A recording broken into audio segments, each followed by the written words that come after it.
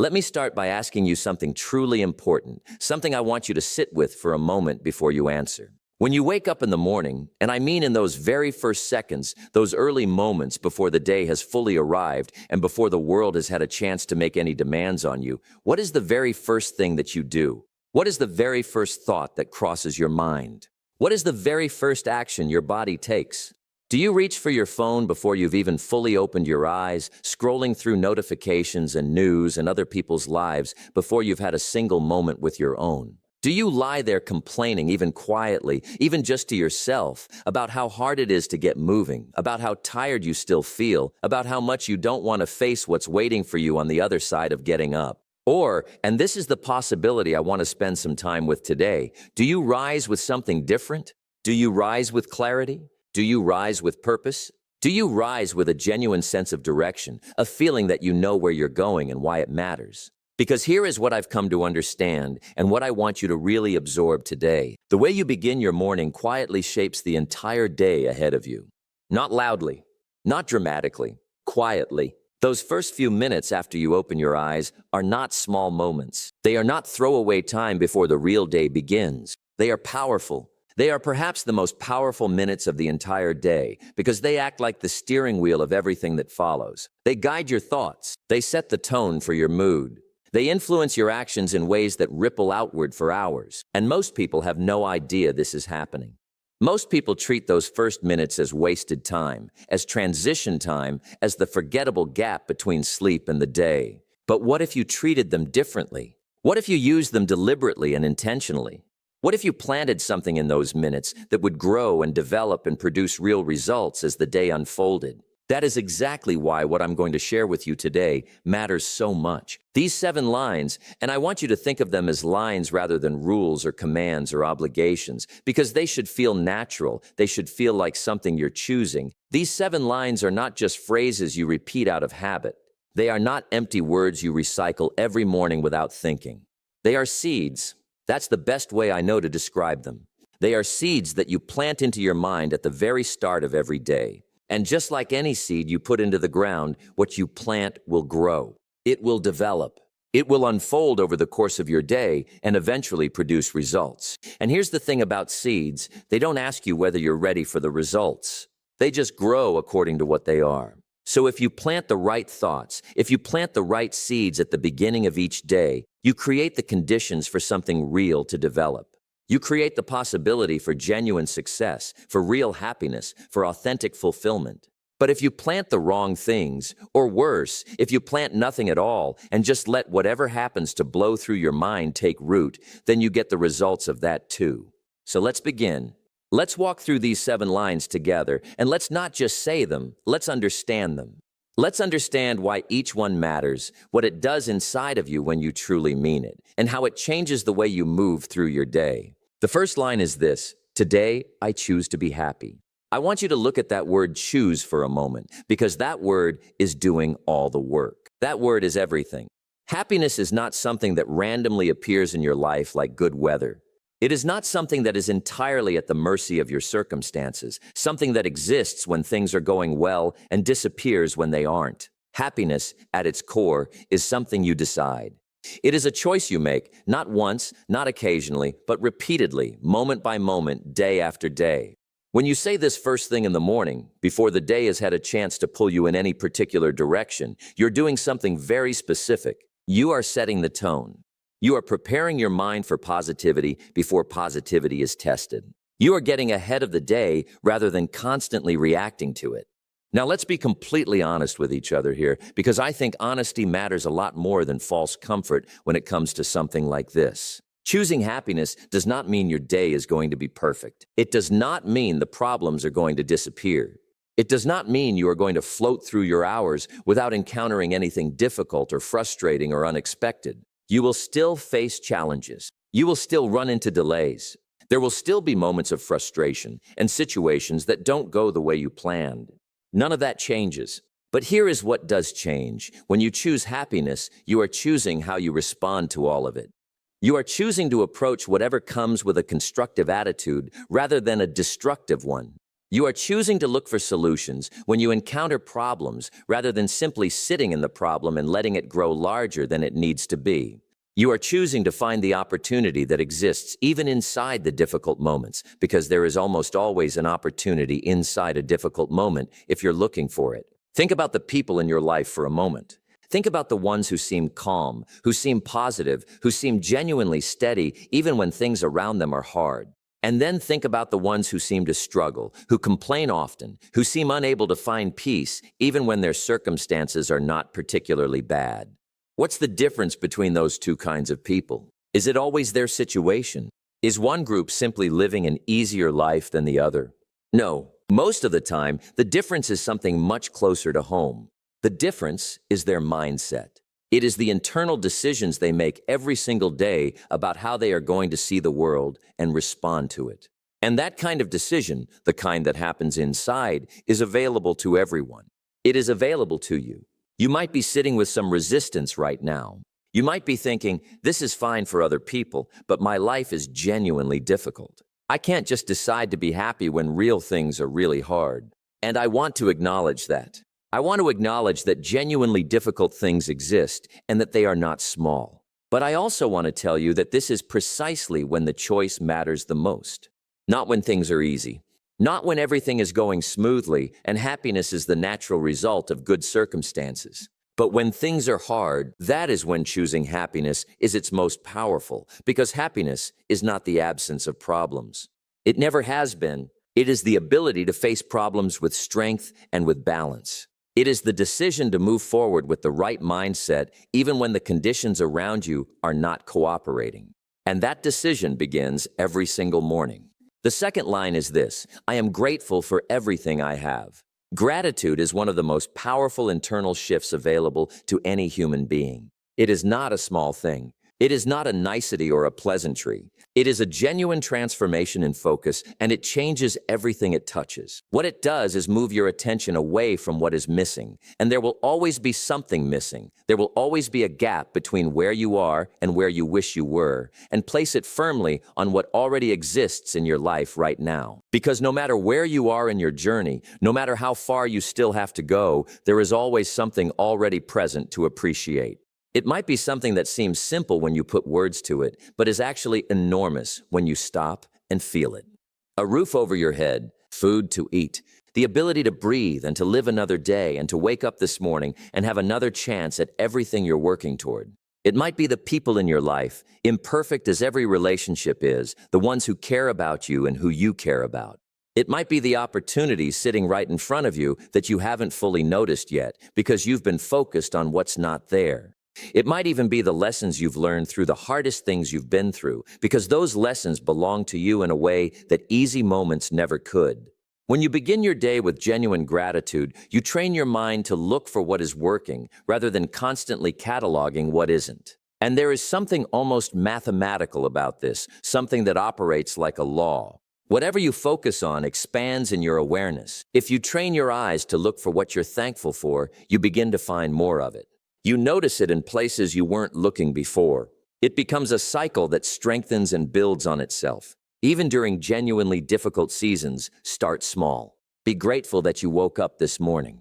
Be grateful that you still have the ability to make choices and to change direction and to work towards something better. That single shift in focus, that small turn of your attention toward what you have rather than what you lack, has the power to change your entire perspective before the day has even really started. The third line, I am capable of achieving great things. This line is about belief, and specifically about self-belief, which is the foundation under everything else.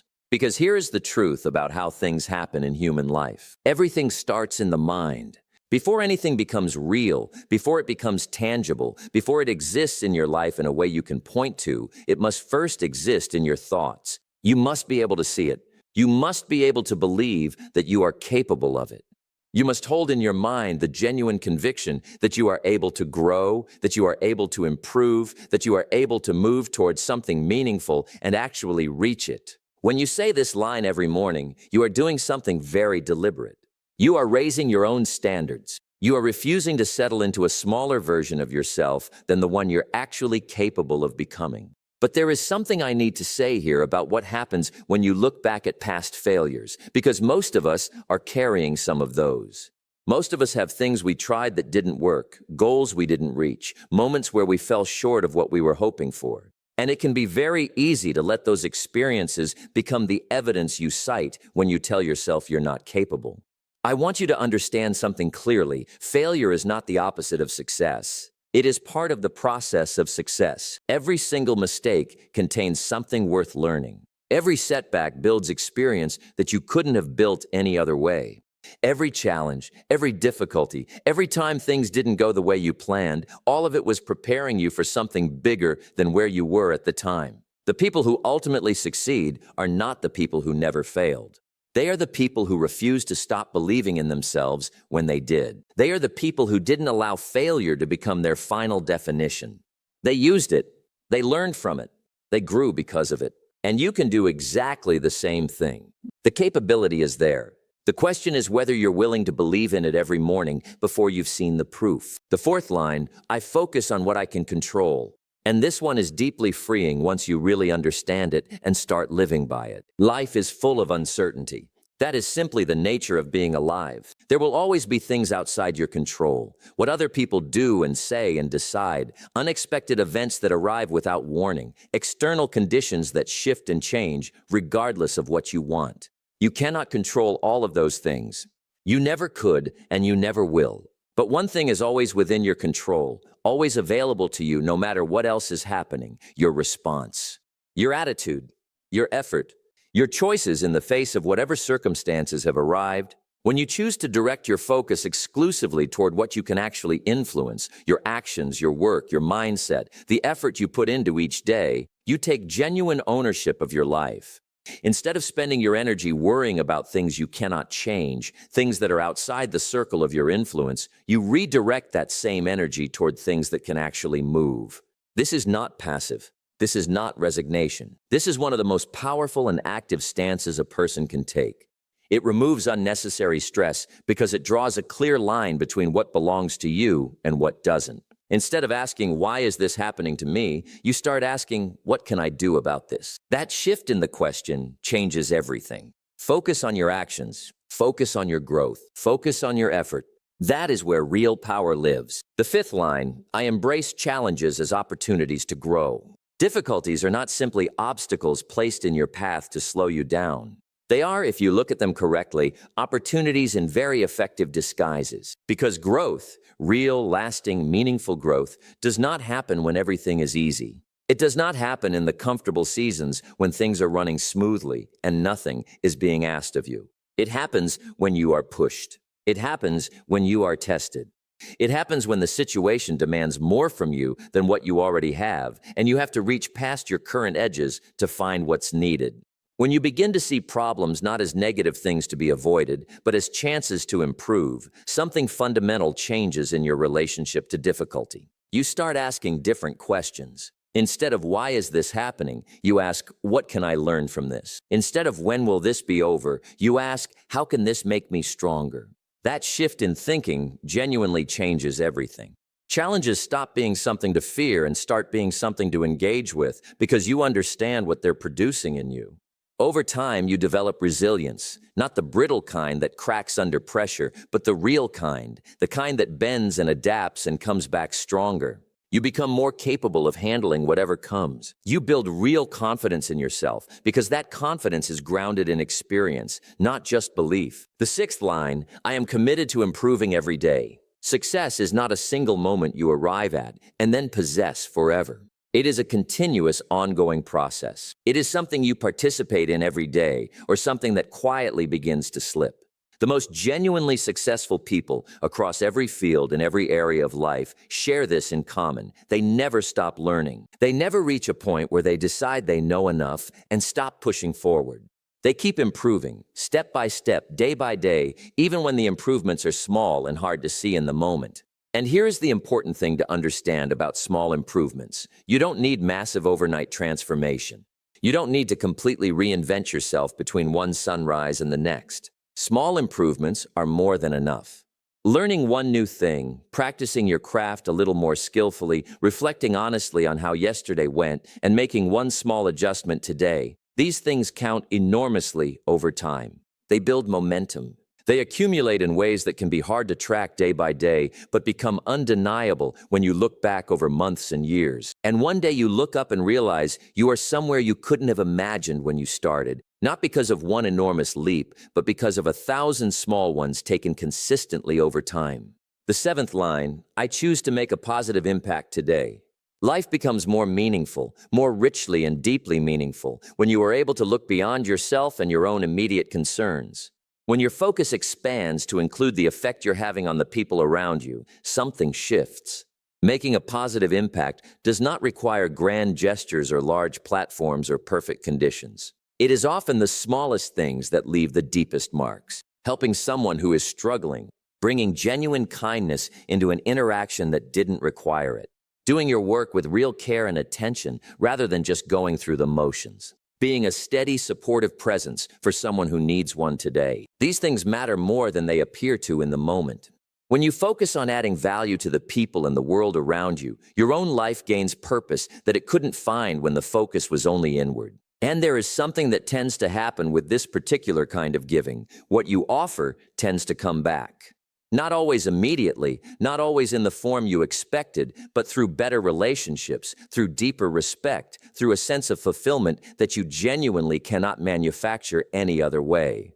Now bring all 7 of these together and hold them in your mind at once. Today I choose to be happy. I am grateful for everything I have. I am capable of achieving great things. I focus on what I can control. I embrace challenges as opportunities to grow. I am committed to improving every day. I choose to make a positive impact today. Now imagine beginning every single day with those 7 thoughts genuinely planted in your mind, not recited mechanically while your attention is somewhere else, but really said and really meant. Imagine the mindset you would build over weeks and months of that practice.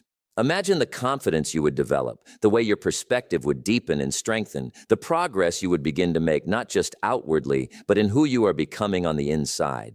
But this only works, and I need to say this clearly, this only works with consistency. You cannot say these things once and expect results. You cannot try it for 3 days and then abandon it when the novelty wears off. You must return to them every morning, every day, even on the days it feels pointless, even on the days nothing seems to be working.